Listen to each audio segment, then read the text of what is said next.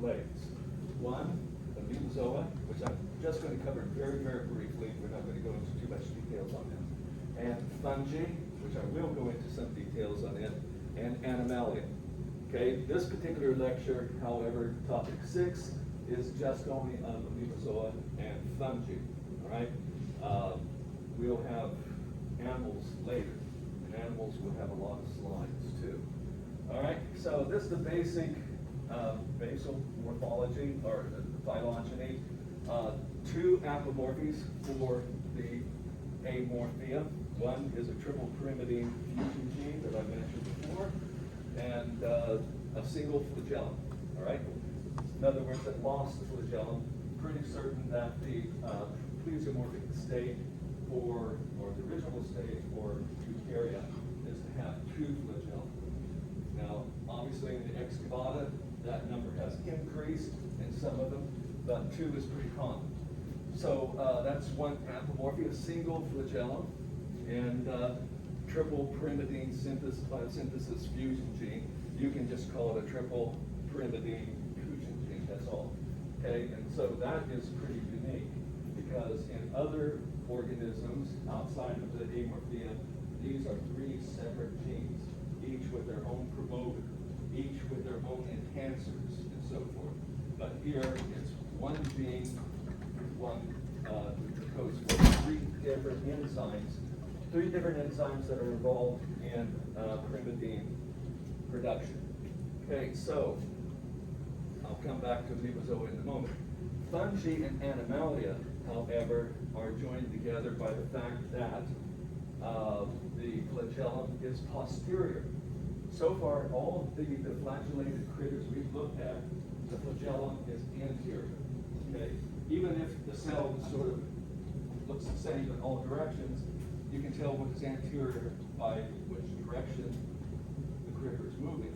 Okay, and so with something like Chlamydomonas, it has 2 flagella in front, and it's swimming like that, heading in that direction. So the flagella are anterior. And even in the amoebozoa here, when there are flagella, it is an anterior, or excuse me, anterior flagellum. But here on the flagellum is posterior. Okay, just like an animal sperm cell. All right. Okay, so I'll go into amoebozoa. Okay, these are lobate amoebae. In Riceria, those things are called amoebae as well. However, this is a different type of amoeba. They're lobate, and this also includes a group of organisms that are really understudied and very strange, called slime molds. Okay, and this here is this is a dog vomit slime mold. It looks like dog vomit, but it is actually a slime mold. All right, and it's pretty big. Normally, with this thing, they are individual amoebae in the soil. They swim up, they go around eating bacteria, but at a certain point when they need to reproduce, mostly when their food supply in the soil is going bad, is that all these separate single-celled individuals come together and form a mass of cells. Okay, almost multicellular. And they will produce spores in this mass and release the spores. Spores will be windblown, land somewhere else, and they'll start a new life somewhere else. Okay, this is pretty typical of these slime molds. Others are like the one I have up there. This is one big mass of protoplasm. Okay, there's no cell walls here. Okay, but it's big. You can usually see it, and mostly on wood. If you go into a damp forest, and they just sort of flow like a river. Okay, and they're eating bacteria, but there's no cell divisions in it. But it's pretty big. Okay, now it can solve the surface area of the volume problem by the fact that it's highly branched, and therefore it does create a lot of surface area. Okay, but you're not very likely to come across these. Amoebae, okay? Usually these do not have any sort of flagellum. There are some amoebae, however. that we know that they're related to typical amoebae without flagella based on DNA sequences, and some of them do at one stage of their life produce a flagella. Furthermore, some of these will have centrioles, which is also a big indication that they had an ancestry with flagella, right? So some of these amoebae are free living. Some of them can also cause very bad diarrhea, okay, bloody diarrhea, okay. They pick it up in drinking water. Now, the apomorphy for this group, for both slime molds and the amoebae, is the nature of the crystal in the mitochondria. Instead of being a flat indentation, okay, a wave, broad surface, these are tubes that stick out into the matrix. And so that seems to be pretty something for them. Now, most of these are unicellular, but as I said, we do have some that are multicellular, okay? Also, when they have the amoeba form, they form and feed by pseudopodia. But unlike the needle-like pseudopodia, earthquake. That was interesting. Well, we'll see if it comes back. If it does, we need to get under the table. Okay? But these are broad pseudopodia. They're real broad. Okay? And that's what we mean by low-baked amoeba instead of needle-like pseudopodia. Okay? Now, they move by, of course, the plasma membrane changing shape. And that's even true of these up here. And for that particular type of motion where they sort of roll plasma membrane forward, it involves microtubules and microfilaments are both involved. They're changing along the edge of where the motion happens to be. And they're pushing the plasma membrane in a certain direction. Okay? All right, so as I said, they can live, still have to be in a moist habitat. We'll find too many of them in the desert, but they can be in marine water, fresh water, and also damp soil. Okay, a few of them, of course, are parasitic, like something called Amoeba histolytica. That's the one that if it gets into your digestive system, it really chews it up, and you have bloody diarrhea, and you usually get that from drinking water that has these things in it. Okay, so that's all we have to say about amoebozoa. For fungi and animalia, this clade is called opisthocondra. Okay, so another word here. So the amorphia without the amoebozoa. So if I go back to the phylogeny here.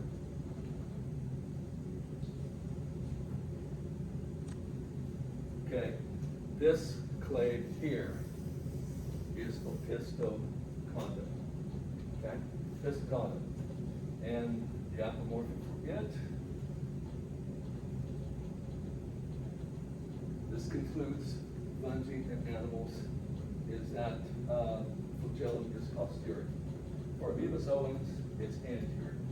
Okay, when it's present. All right. So there's some other small groups that we're not going to really be concerned about. But here with the opisthocondra, we have fungi and animalia. But we also have some things in here that are unicellular, okay? So fungi, for the most part, are multicellular. Animals, definitely multicellular. But that's not an apomorphy for them, because all this stuff down here, amoebozoa, unicellular. These guys here are unicellular. And so the most parsimonious explanation here is that the fungi and animals have, independently of each other, achieved multicellularity. Okay? And the DNA sequences also support this particular scenario. Okay, so they're multicellular, but I'm still going to count it as an apomorphy for this group. So multicellularity has evolved in eukaryotes multiple times. This is even a better one. Cell walls of chitin. So you remember what chitin is? Structural what?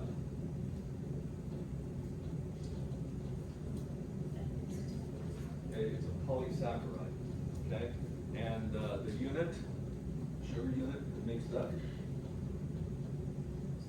the N-acetylglucosamine. Okay, N-acetylglucosamine. Okay, so they have cell walls.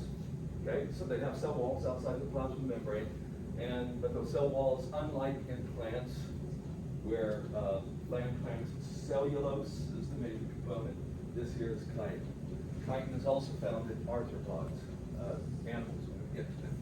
The way in which they, of course, all of them are heterotrophic. In fact, all of amorphia is primitively heterotrophic.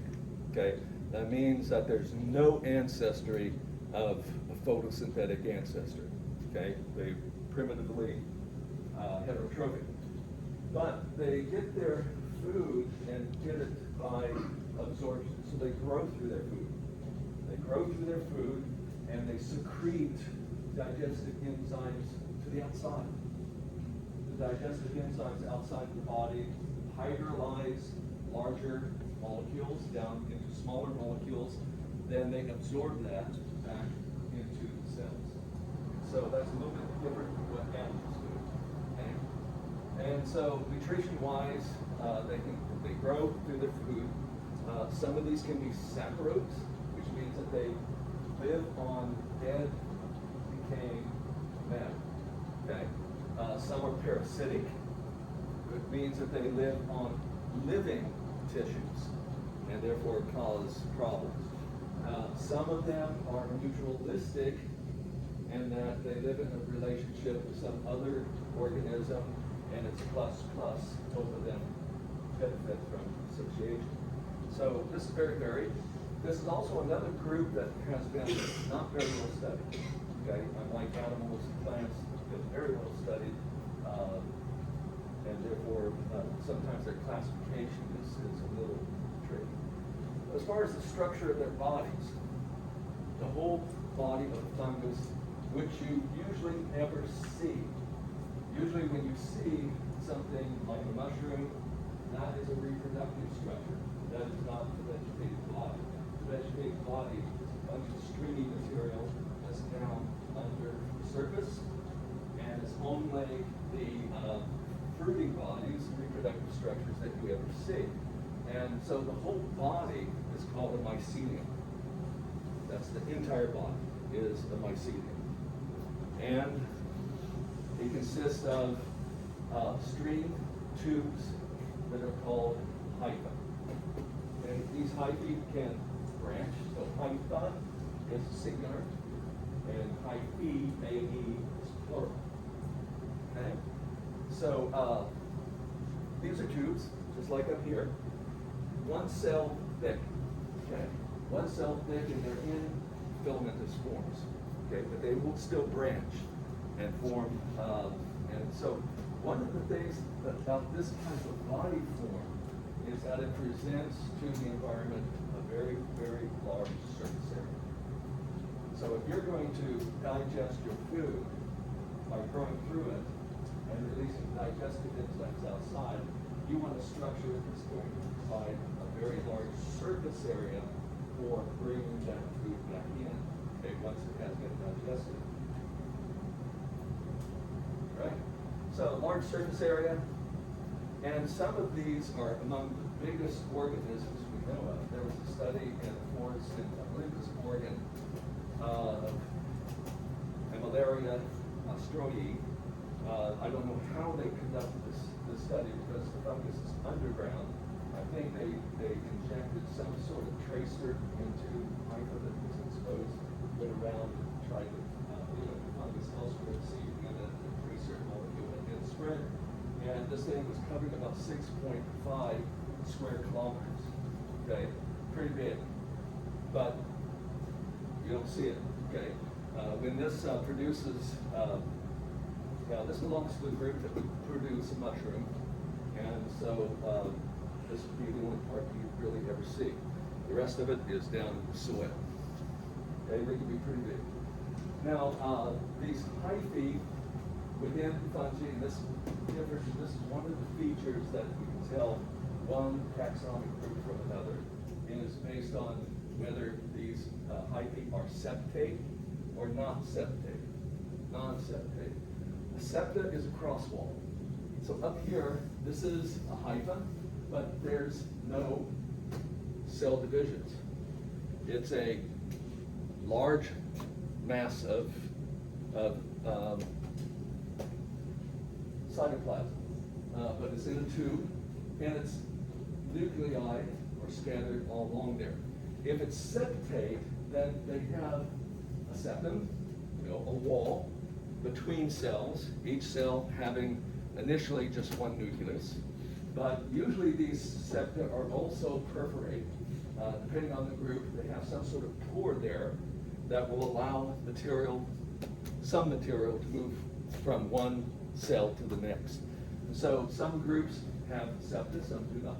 So this up here is non-septate. This down here is septate. It has the cross walls. Okay? And this figure here is once again showing you the septa. Okay, they branch, and you do have a pore that doesn't allow the nucleus to move from one cell to the next, but some of the smaller organelles and amino acids, sugars, etc., can easily move from one place to another. Now, the way in which these things grow is that they grow outward, okay, or septate or non-septate.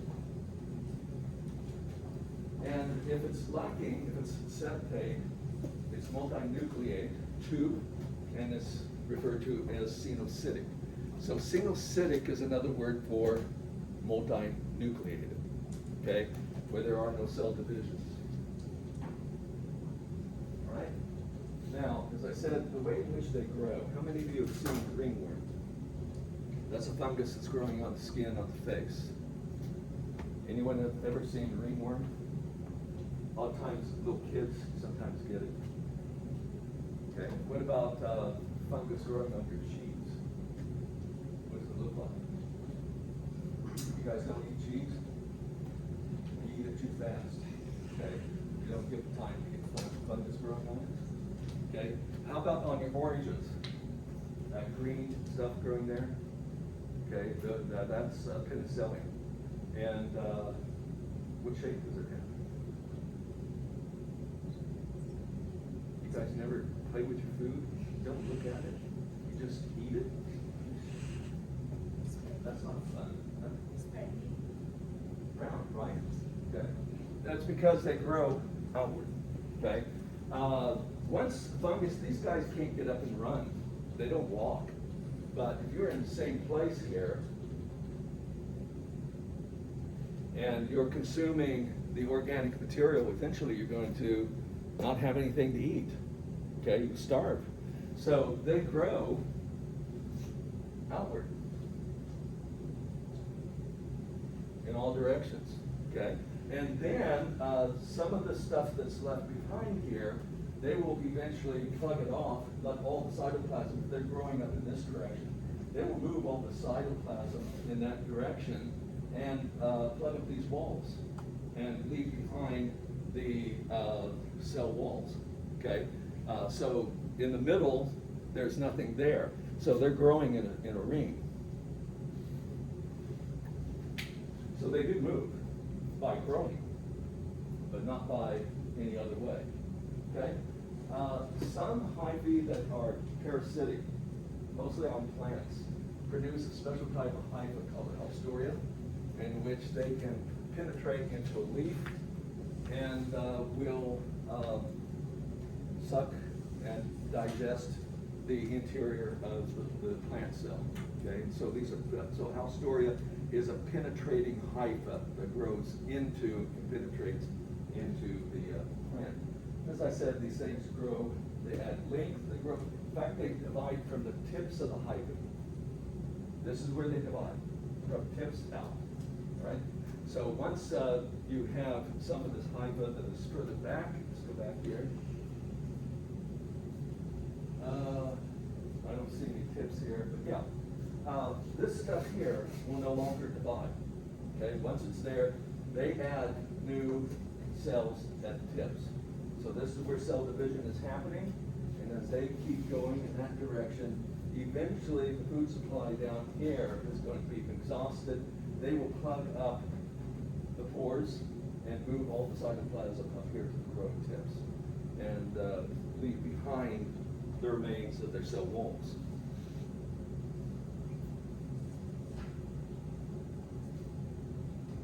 Okay, and so they're growing from the tips. They don't get wider. Okay, one hypha does not expand sideways. It only grows from the tips. And as I said, this makes it large surface area for absorbing the nutrients through which they're going. Okay, they don't get up and run. Right? So this is a figure from your textbook that shows Haustoria. Okay, this is the main hypha, but they have these special types of penetrating parts that can penetrate into plant cells and start digesting inside the plant. There are some that are actually hunters. So this here is a type of worm called a nematode. We'll find out about nematodes later on, and I have great stories to tell you about nematodes. But nonetheless, this particular type of hypha in the soil, it has these loops, special loops that are very sensitive and can change water pressure real quickly. So if a nematode happens to crawl into that lasso, it will grab it, okay? And it's pretty fast motion too, all right? And it's due to changing solute pressure and water pressure within that lasso.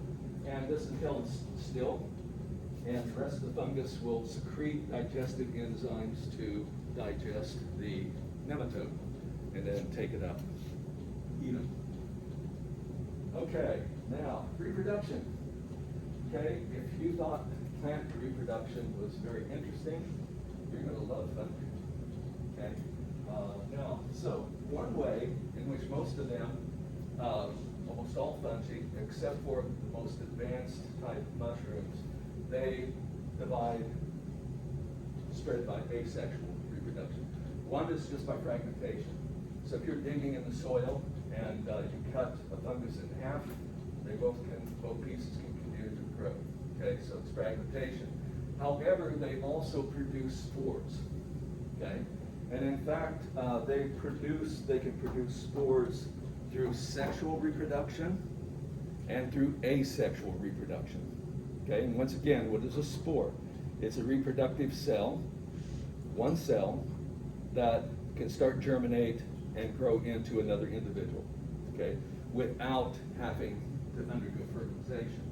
All spores are always haploid, okay? They're always, you don't have diploid spores, okay? But these can be produced by both asexual reproduction and sexual reproduction, okay? When they produce sexually, these are in special structures we call fruiting bodies, and since they're produced sexually, I'm giving a name, myospores versus mitospores. Okay, a mitospore would be an asexual spore, and I'm going to give special names depending on the particular group of fungi that I happen to talk about. But myospores, even here, they will have special names. Okay. So myospores is a broader term, and when I get to looking at the classification of the fungi within them, there'll be more special names for that particular type of spore. All right? So this is a big generalization, because actually fungus people have named all sorts of fancy words for the asexually reproduced spores. I'm just going to keep it simple, and these spores are either sporangiospores or conidiospores. Okay? And I'll explain the distinctions between them later. These are asexual. They're produced by mitosis. They are haploid. Okay? And they're easily windblown. there was one study that traced how far some of these spores could go, and they could be blown up to 160 kilometers away from its original source. That's a little extreme. Most of the fungus spores will pretty much stay in the vicinity in which they're produced most of the time. And it's just like with pollen, these contribute to people's hay fever. Okay, you can have allergies to these spores as well. And they produce a lot of them. Okay, now as far as sexual reproduction, the sexual reproduction in fungi is pretty unique. Now, if we look at animal plant reproduction, okay, fertilization, fancy word for fertilization is singular. Okay, so you've come across that as well, but there it just means fertilization. You have a sperm cell or sperm nucleus and an egg cell that fuse together. Now in animals, there's really two different events that happen. One is that the sperm and egg cytoplasm fuse first. Then the nuclei fuse. So there's two events here. First of all, the two cells fuse, and then the nuclei fuse. We don't make a big deal out of that with animals and plants because both events happen pretty fast. But in fungi, the two events can be separated by days, weeks, or even years. And therefore, special terms here, plasmogamy is the fusion of cytoplasms between two cells. And that is the first step. And what plasmogamy will do, usually in this case, the second thing, which is called karyogamy, I'll have that up here in a moment, the two events can be separated, as I said, by days, weeks, or years. So when we first of all have the fusion of just cytoplasm, just only plasmogamy, and no fusion of the nuclei, we now have a cell that has two separate haploid nuclei. Two separate haploid nuclei that are genetically different, because one came from one individual and the other nucleus came from another individual, and they're not identical. They differ with their alleles. So this state is sort of diploid, but yet it's not diploid. Okay? Each of these nuclei are independent of each other and don't influence each other. So this is called dikaryotic state. Two different haploid nuclei. And we use 2N to say, communicate that this is diploid, just one N for haploid. For dikaryotic, it's N plus N, is the symbolism for it. All right? And this may be dikaryotic for quite some time.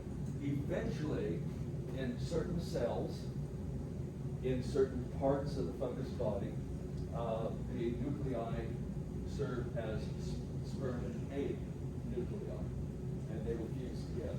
And this is now called karyogamy. And that produces the dikaryotic state, the zygote, okay, when karyogamy happens.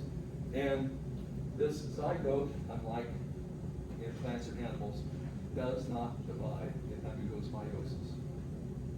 It will undergo meiosis immediately. Okay, so the only dikaryotic state in the fungi, in most of the fungi, is just a zygote. And the zygote will then undergo meiosis to produce myelospores. Okay, so that's the general life cycle that's going on here. Okay, so this figure from your textbook is sort of showing you how it's generalized, just like alternation of generation in plants. This is, once again, the general pattern. But when I get into the groups of major groups of fungi, these structures are going to have special names, just like we had with the conifers and ferns and so forth. So asexual reproduction, okay, they will just produce a sporangium, okay, something that comes up above ground. This here doesn't really show it very well.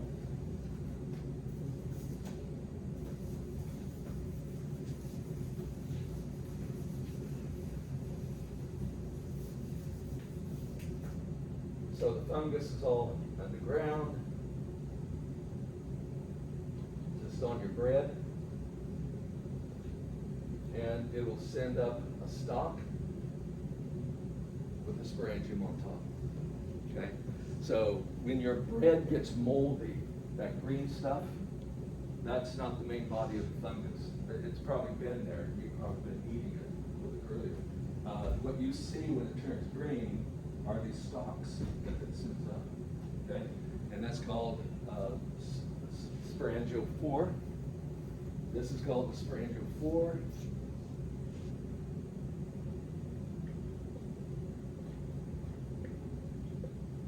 And up here is the sporangium.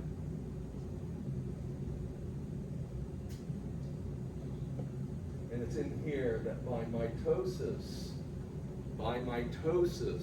it'll produce spores. And those are asexual. Eventually this will have a slit, and these spores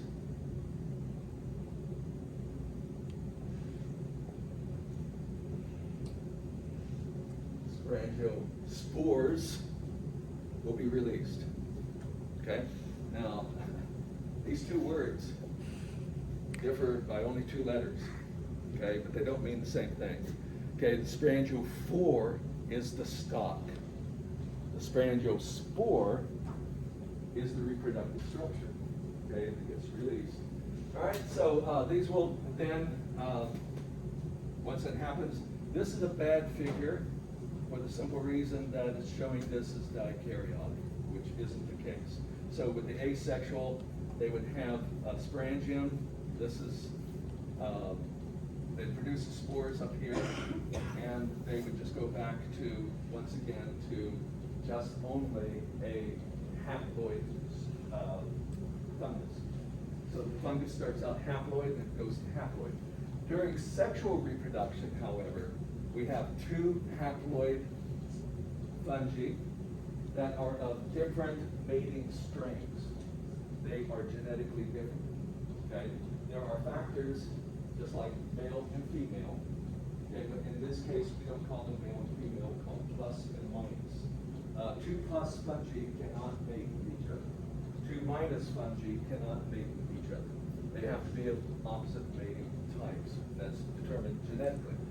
So, first of all, you would get plasmogamy. They fuse together some part. This figure here is just general, doesn't show what's happening. But it produces a dikaryotic hypha. Sometimes a dikaryotic mycelium, and that's called a dikaryon. Okay? It has two separate nuclei, one from the plus strain, one from the minus strain. Okay? And eventually, might be some time, okay, these nuclei in certain structures, not in all structures, but in certain structures, they will serve as the sperm nucleus and the egg nucleus, and we get karyotomy, which produces the zygote, which is 2N, diploid. The zygote will immediately undergo meiosis to produce myospores, which are haploid. And these will then be released into the environment, germinate to become a haploid fungus. Okay? Either plus or minus. Okay? And this is the general life cycle of fungi. Of all fungi except for one basal group, which we're not going to pay too much attention to the basal group. All right? So the major groups, and after this slide I'll give you a break.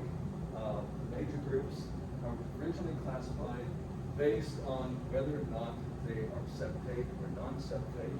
That's an important characteristic. And also the extent and duration of the dikaryotic state. Because in some fungi, what do I mean by this? The extent, how much of a body, how many cells are dikaryotic?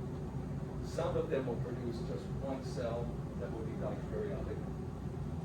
Others will produce extensive mycelium that is all dikaryotic.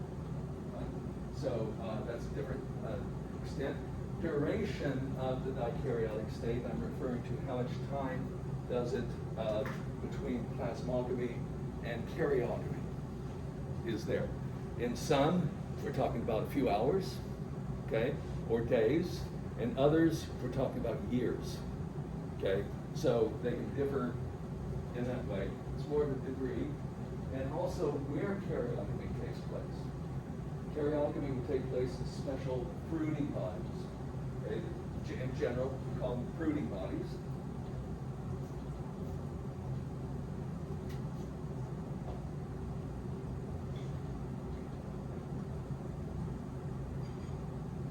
Type of fruiting body that you would be familiar with is a mushroom. That's a fruiting body. And so it's not the whole mushroom, but underneath the gills, if it's a gilled mushroom, all of you have seen gilled mushrooms, right? Have you looked at your food, your mushrooms? They have gills underneath, flat underneath the cap, okay? It's along the edges of that. That is where cells that will undergo karyotomy produce spinospores. All right, in other groups, it's a little bit different to talk about. So these are the things that, plus DNA, because now we have DNA evidence. Other than that, you know, the fungi by themselves, the vegetative fungi, they all look pretty much like just a bunch of stringy filters, same color. Those that produce fruiting bodies, however, a lot of times you can tell differences based on the shape and form of the fruiting body. Okay, so one group, basal, is called chytrids, and I just want you to know about them. We're not really going to go into too much details on them at all. They're probably paraphyletic, okay? As I said, the fungi has not been very well studied before. And these common names are water moles. This is where common words are oftentimes very, very misleading, because we've already come across a group of critters that are called water moles. They're strandoplites, long ways away from this group. Okay? They're not related at all.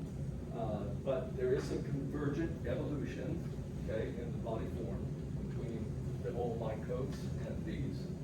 Okay, so these are and these guys do have flagella.